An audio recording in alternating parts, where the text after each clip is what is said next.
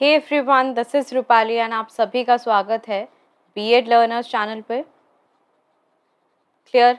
तो आज का आपका सेकंड पेपर है ईवीएस का, एसएसडीयू यूनिवर्सिटी का। क्लियर है। तो ये भी आपकी उत्तराखंड की ही यूनिवर्सिटी है, तो उसके भी काफ़ी अच्छे क्वेश्चंस हैं, आप इसको भी प्रिपेयर कर सकते हो। इसके अंदर भी 35 क्वेश्चंस आपको मिलेंगे, इसको भी आपको मैं प्रिपेयर करवा रही हूँ, इसके आंसर्स मैं दे रही हूँ। तो आपके अब ऑलमोस्ट 2 पेपर मैंने आपको सॉल्व करवा दिए हैं। 70 क्वेश्चंस आपके यहाँ से हो जाएंगे। 70 क्वेश्चंस अप्रॉक्स मैं आपको अपनी वीडियोस के अंदर दे चुकी हूँ। तो अब आप खुद से भी बुक को भी आप एक बार गो थ्रू कर लीजिए और कल का पेपर बहुत अच्छे से कर आइएगा आप सभी लोग। चलिए स्टार्ट करते हैं। और अगर आपको ये सेशंस अच्छे लग रहे हैं तो वीडियो को आप लाइक, शेयर एंड सब्सक्राइब ज़रूर कर लीजिए इस चैनल को, एंड अपने फ्रेंड्स के साथ शेयर ज़रूर कीजिए। अपने कॉलेज ग्रुप में जितने भी आपके कॉलेज ग्रुप्स बने हुए हैं, टीचर्स को, सभी को शेयर कीजिए। क्लियर। फर्स्ट क्वेश्चन देखते हैं। Modern concept of sustainable development focuses on. अब यहाँ पर क्या पूछा है कि मॉडर्न कॉन्सेप्ट बताना है आपको सस्टेनेबल डेवलपमेंट का, जो किस पे फोकस करता है या किस पे ध्यान देता है या केंद्रित होता है। A option, economic development, environmental protection, social development या ऑल ऑफ द अबव। तो इसका आपका जो करेक्ट आंसर जाएगा, जो आपका सस्टेनेबल डेवलपमेंट का मॉडर्न कॉन्सेप्ट है वो सभी चीज़ पर फोकस करता है। तो अगेन इसका जो करेक्ट आंसर हो जाएगा वो है आपका D option, all of the above. Clear. Next question number second. The word sustainable development came into existence in which year. अब यहाँ पे पूछा है आपसे।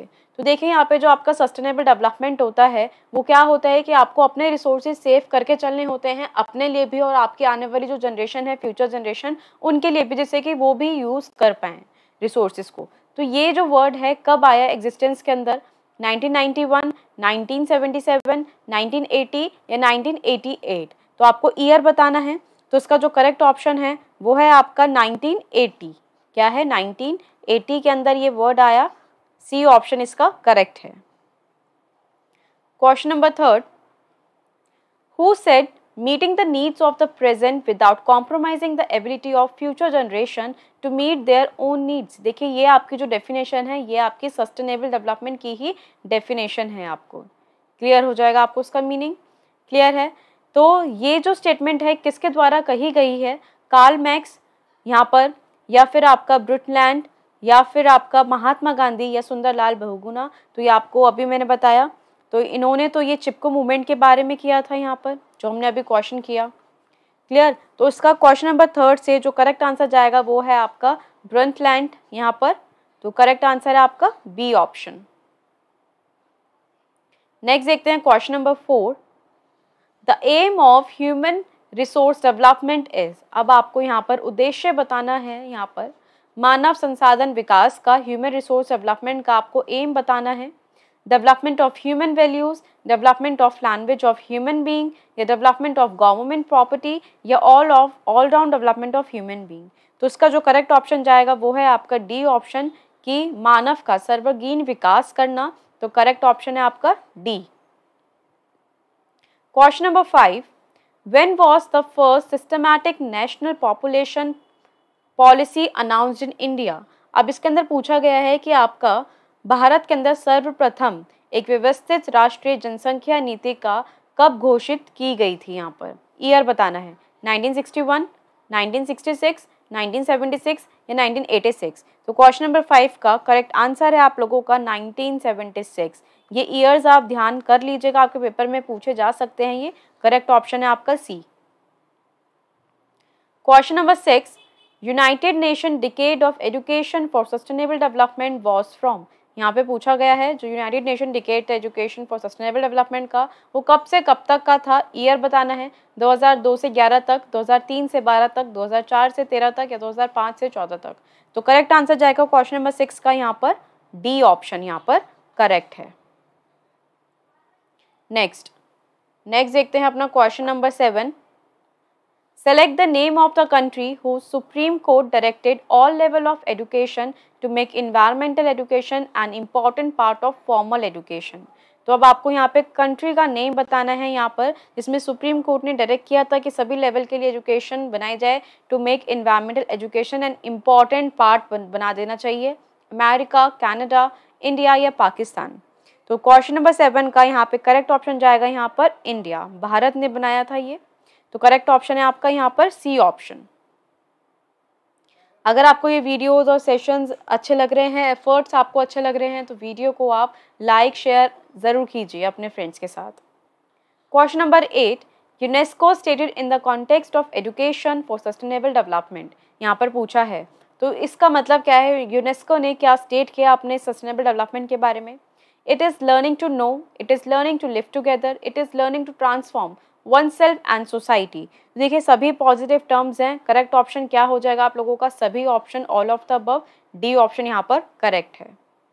Question number 9, the dimension of sustainable development include, आपके जो डायमेंशंस हैं सस्टेनेबल डेवलपमेंट की वो क्या इंक्लूड करती हैं? Social development, economic development, environment development. तो ये भी क्वेश्चन अभी हमने किया। करेक्ट ऑप्शन जाएगा आपका डी ऑप्शन के साथ, यहाँ पे करेक्ट है। Question number 10, according to census 2011 which state have maximum and minimum population respectively. तो ये आपका एक जनरल नॉलेज का क्वेश्चन है आपका ये, कि हमारे सेंसस 2011 के अकॉर्डिंग कौन सी स्टेट में मैक्सिमम पॉपुलेशन है? तो वो है आपकी Uttar Pradesh. And minimum population कहाँ पर है? आपकी सिक्किम के अंदर। करेक्ट ऑप्शन बन जाता है यहाँ पर आपका सी ऑप्शन। नेक्स्ट देखते हैं question number 11, when a person behaves according to moral norms such as action is called. जब एक पर्सन बिहेव करता है मॉरल नॉर्म्स के अकॉर्डिंग, तो जो उसके एक्शंस होते हैं किसके अकॉर्डिंग होते हैं, उसको हम क्या बोलते हैं? Emotional action, traditional action, value based action या all of the above. Correct option यहाँ पे क्या जाएगा? यहाँ पर सी ऑप्शन के साथ वैल्यू बेस्ड ऑप्शन यहाँ पर करेक्ट है, C option. Clear? Question number 12 देखेंगे यहाँ पर, by which regulation did the 2 years B.Ed course begin. यहाँ पर कौन सी रेगुलेशन के अंदर आपका जो 2 years B.Ed कोर्स था वो यहाँ पे स्टार्ट किया गया? यहाँ पर NCTE regulation 2012, NCTE regulation 2014, NCTE regulation 2019 या नन ऑफ द अबव। तो यहाँ पर क्वेश्चन नंबर 12 का आपका जो करेक्ट आंसर है वो है आपका बी ऑप्शन, NCTE रेगुलेशन 2014 यहाँ पर करेक्ट है, B option. Question number 13, what is the full form of ESD and TEI।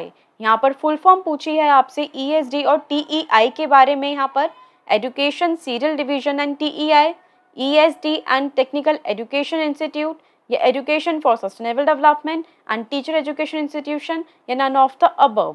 तो करेक्ट आंसर जाएगा आपका इसके अंदर सी ऑप्शन, यहाँ पर education for sustainable development and teacher education institution यहाँ पर करेक्ट आंसर है और इनकी ये फुल फॉर्म है आपका सी ऑप्शन करेक्ट है बिल्कुल। Question number 14, food security means. यहाँ पर पूछा गया है आपसे जो फूड सिक्योरिटी का क्या मतलब होता है। क्वेश्चन नंबर 14 का availability of food, accessibility of food, affordability of food या ऑल ऑफ द अबव। तो फूड सिक्योरिटी का यहाँ पर सबसे सही मतलब तीनों ही ऑप्शन के साथ जाता है। तो करेक्ट ऑप्शन आप लोगों का क्या हो जाएगा यहाँ पर? D option, availability, accessibility and affordability of food correct option है आपका यहाँ पर। क्वेश्चन नंबर 15 देखते हैं, when was the national food security act passed in India. National food security act कब पास हुआ इंडिया के अंदर, ये पूछा गया है। कौन से ईयर के अंदर? 2011, 2012, 2013 या 2014। तो देखिए यहाँ पर सारे आपके फैक्चुअल क्वेश्चंस पूछे गए हैं इस पेपर के अंदर ईयर से रिलेटेड, तो आपको ये सभी ईयर्स लर्न करके जाने हैं। क्वेश्चन नंबर 15 का करेक्ट आंसर है आपका सी ऑप्शन 2013। क्लियर? यहाँ पर फूड सिक्योरिटी एक्ट, यहाँ पर क्वेश्चन नंबर 15 का करेक्ट ऑप्शन है आपका C. Question number 13 I think इसका 14 है, आप एक बार मैं इसको रीचेक करके बताऊंगी, मुझे जहाँ तक 14 लग रहा है, बट आप अब इसको सी और डी में रख लीजिए। इसका वैसे करेक्ट आंसर में मेरे को थोड़ी कन्फ्यूजन हो रही है इसमें। Clear? Question number 16, when was the Antyodaya अन्न योजना लॉन्च्ड। यहाँ पर ये पूछा गया है कौन से ईयर के अंदर यहाँ पर ये लॉन्च की गई थी। जनवरी 1999, मई 2009, अक्टूबर 2004 या दिसंबर 2000। तो यहाँ पे जो 16 का करेक्ट ऑप्शन है वो है आपका डी ऑप्शन, दिसंबर 2000 इसका यहाँ पर करेक्ट आंसर है। Question number 17, when was domestic violence act 2005 brought into force by government in India. यहाँ पर पूछा गया है कि डोमेस्टिक वायलेंस एक्ट 2005 कब फोर्स में लेकर आया गया इंडिया के अंदर। यहाँ पर करेक्ट ऑप्शन जाएगा यहाँ पर अक्टूबर 2006 के अंदर लेकर आया गया। तो बी ऑप्शन इसका यहाँ पर करेक्ट है क्वेश्चन नंबर 17 का। Next question number 18, what is the name of women famous for Chipko movement in Uttarakhand. यहाँ पर पूछा गया है कि कौन सी जो वुमेन का नेम है यहाँ पर बताना है, फेमस थी चिपको मूवमेंट से उत्तराखंड के अंदर।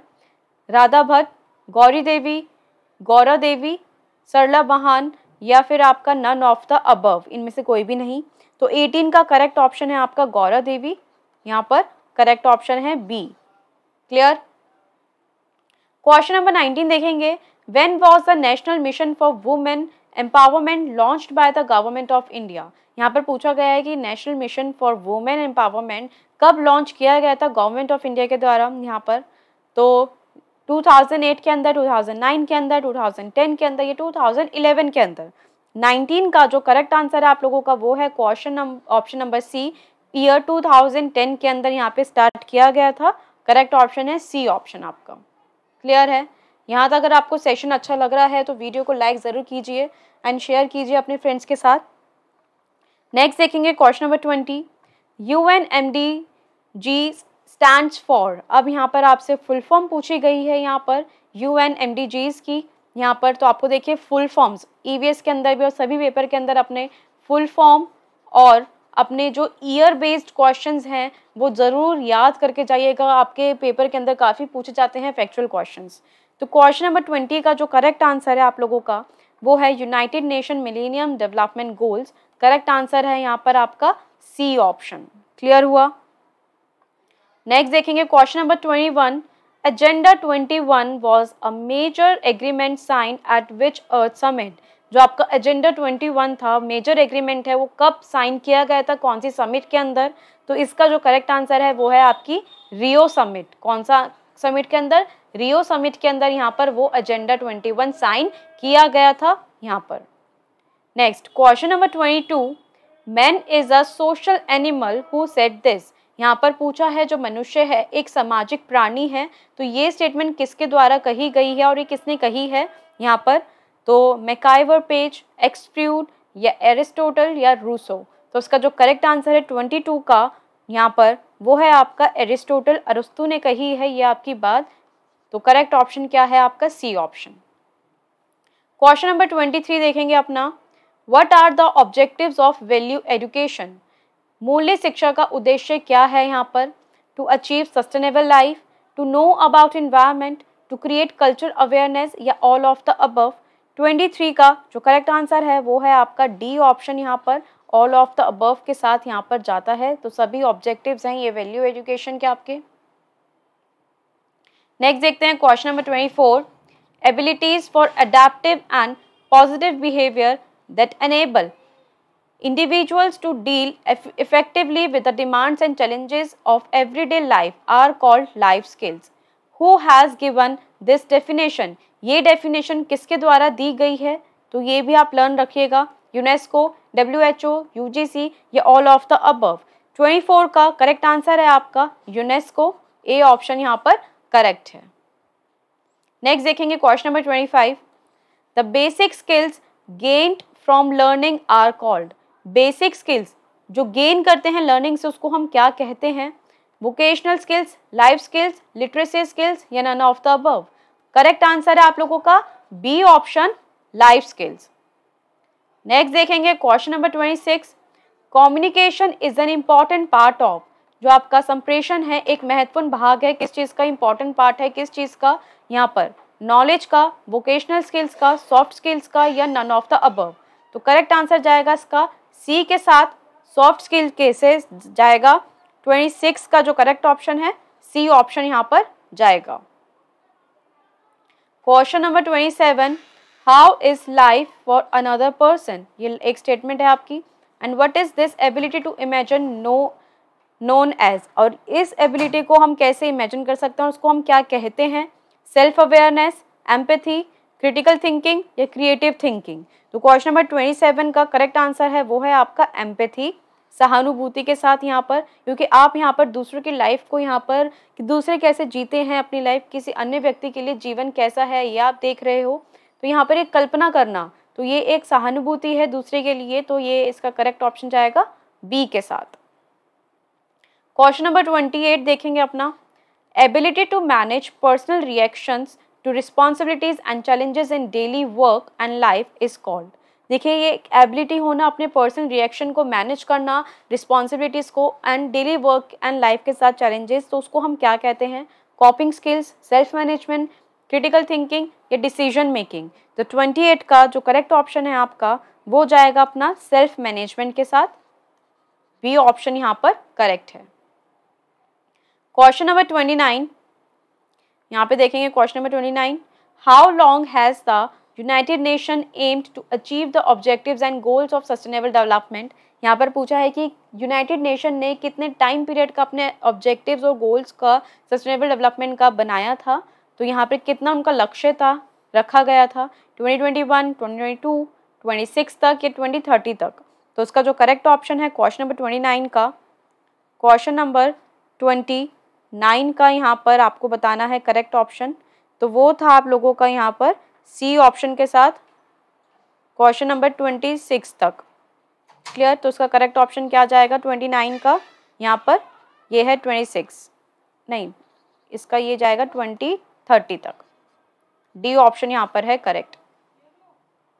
क्वेश्चन नंबर 30 देखेंगे अपना यहाँ पर, which of the following is the best strategy for effectively planning out your time. यहाँ पर आपसे पूछा गया है कि आपकी बेस्ट स्ट्रैटेजी कौन सी है कि जब आप अपने एक अच्छे से इफेक्टिवली प्लान आउट कर सकते हो अपने टाइम के लिए, तो ये आपको बताना है यहाँ पर क्वेश्चन नंबर 30 का। तो इग्नोर ऑल वर्क्स, अपने वर्क्स को सभी को इग्नोर कर दो आप, या फिर यहाँ पे प्रायोरिटाइज ऑल योर टास्क, या मैक्सिमम टाइम डिमांड दो, सबसे ज़्यादा टाइम दो अपने वर्क को, या फिर नन ऑफ द अबव, यहाँ पे किसी को भी नहीं। तो यहाँ पर देखिए इसका जो करेक्ट ऑप्शन जाएगा आप लोगों का वो जाएगा इसके अंदर यहाँ पर बी ऑप्शन के साथ, यहाँ पर प्रायोरिटाइज योर टास्क यहाँ पर। तो उसका करेक्ट ऑप्शन क्या जाएगा यहाँ पर, प्रायोरिटाइज, यहाँ पर क्या करना, अभी अपने सभी कार्यों को प्राथमिकता देना, यहाँ पे प्राथमिकता देना, यहाँ पर करेक्ट ऑप्शन है आपका यहाँ पर बी ऑप्शन, बिल्कुल सही है यहाँ पर। क्लियर है, अभी तक के आपको आंसर्स बिल्कुल क्लियर हुए। अगर कोई डाउट है आपको पेपर के अंदर तो आप मुझसे पूछ सकते हो, कोई भी आप कमेंट सेक्शन में कर सकते हो जिस भी क्वेश्चन से आपको डाउट रहे। क्लियर, चलिए, एंड इसका जो आपका ये इसका करेक्ट आंसर है वो आपका डी ही ऑप्शन है, बिल्कुल सही है, 2026 नहीं था, यहाँ पे डी ऑप्शन यहाँ पर बिल्कुल करेक्ट है। क्लियर, चलिए नेक्स्ट देखते हैं क्वेश्चन नंबर 31 अपना, what is the common time management mistake. यहाँ पर क्या पूछी है कि एक अपने टाइम को मैनेजमेंट करने की कॉमन मिस्टेक क्या रहती है आप लोगों की, तो उसका जो आपका करेक्ट आंसर जाएगा, देखिए आपको अगर इंग्लिश के वर्ड समझ नहीं आ रहे तो आप हिंदी में भी रीड आउट कर सकते हैं, तो आपको इसका आंसर आसानी से मिल जाएगा। Procrastination, manage distraction, taking breaks या स्केड्यूलिंग टास्क। देखिए यहाँ पर ब्रेक लेना सही है, स्केड्यूल करना सही है, डिस्ट्रैक्शन को मैनेज करना बिल्कुल सही है, बट यहाँ पे मिस्टेक पूछा है, तो प्रोकास्टिनेशन इसका ये करेक्ट आंसर होगा। आपकी टाल मटोल करना कि अभी कर लेंगे, हम कल कर लेंगे, फिर कल आता रहता है आप लोगों का, तो वो आ जाएगा यहाँ पर, आप अपने काम को पोस्टपोन करते रहते हो, ए ऑप्शन यहाँ पर करेक्ट है। Question number 32, when was national disaster management authority formed in India. National disaster management authority कब फॉर्म की गई थी इंडिया के अंदर, ये बताना है। 2000 के अंदर, 2005 के अंदर, 2010 के अंदर या 2012 के अंदर।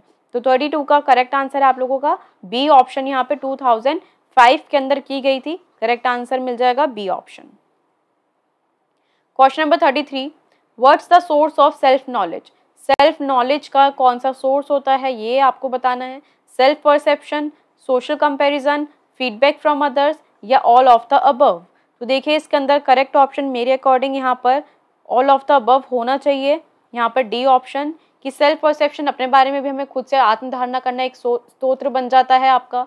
सामाजिक तुलना करना, उससे भी आपको नॉलेज मिलती है, और आपको दूसरों की प्रतिक्रिया करना, फीडबैक मिलना आपको, तो उससे भी आपको सेल्फ नॉलेज मिलती है। तो मैं तो डी ऑप्शन लेके चलूंगी यहाँ पर correct. Question number 34, When did the government of India start the Skill India campaign? अब गवर्नमेंट ऑफ इंडिया ने स्किल इंडिया कैंपेन कब स्टार्ट किया था, ये आपको बताना है इसके अंदर। 2014 जुलाई, 2015 जुलाई, 2016 जुलाई या 2015 जून।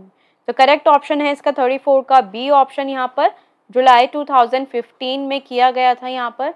तो करेक्ट ऑप्शन लेके चलेंगे यहाँ पर बी ऑप्शन, और ये 15 जुलाई था। Last question, question number 35, what is conflict? Conflict क्या होता है यहाँ पर?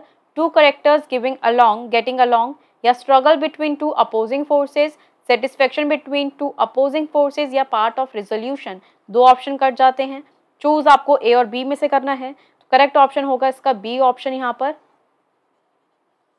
A struggle between two opposing forces. उसी को हम, ये ए है ये बी है, दो अपोजिंग फोर्सेस है, इन दोनों के बीच में स्ट्रगल होना, तो वो हो जाएगा आपका कॉन्फ्लिक्ट होता है। करेक्ट आंसर हो जाएगा इसका बी। तो गाइज ये था आपका आज का पेपर, ये SSD यू यूनिवर्सिटी का था आपका 2020 का सॉल्व पेपर EVS का, ये भी मैंने आपको सॉल्व करा दिया है। आई होप कि ये आपके लिए हेल्प कर रहे हैं। अगर ये सेशंस आपको हेल्प दे रहे हैं, अच्छे लग रहे हैं, तो लाइक शेयर एंड सब्सक्राइब ज़रूर कीजिए, ज़्यादा से ज़्यादा शेयर कीजिए अपने फ्रेंड्स के साथ इस चैनल को। एंड आप एस्पायरिंग टीचर्स की जो भी बच्चे गाइडेंस, जिनका भी गाइडेंस का एग्ज़ाम है, वो गाइडेंस के यूनिट्स आप एस्पायरिंग टीचर्स की प्लेलिस्ट से देख सकते हो। वहाँ पर मैंने 7 to 8 वीडियोज़ बनाई हुई हैं। और गाइडेंस का मेरे पास एक और पेपर है, वो मैं कोशिश करते हुए मुझे टाइम नहीं मिला है उसको सॉल्व करने का, तो मैं उसको भी ट्राई करूँगी कि अगर हो पाया सॉल्व तो वो भी मैं आपको प्रोवाइड कर दूँगी। क्लियर? चलिए, थैंक यू सो मच।